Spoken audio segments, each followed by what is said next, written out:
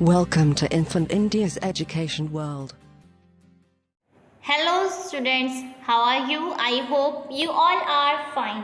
Today we are going to learn subject English. The topic is school is over. School is over means school का वक्त खत्म हुआ. School is over. Oh what fun. Lessons finished. Play begun. Who'll run fastest? You or I. Who'll laugh loudest? Let us try. यहाँ पर एक बच्चा है जो बता रहा है कि स्कूल का वक्त ख़त्म हो गया है, कितने मज़े के दिन आ गए हैं. लेसन्स फिनिश यानी कि सबक पूरे हो गए हैं और खेल शुरू हो गया है. और क्या कह रहे हैं कि चलो हम लोग कोशिश करते हैं सबसे ज़्यादा तेज़ी से दौड़ने की.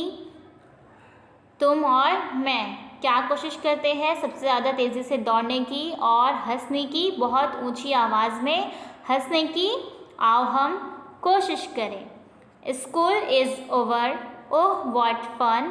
Lessons finished. Play began. Who'll run fastest? You or I?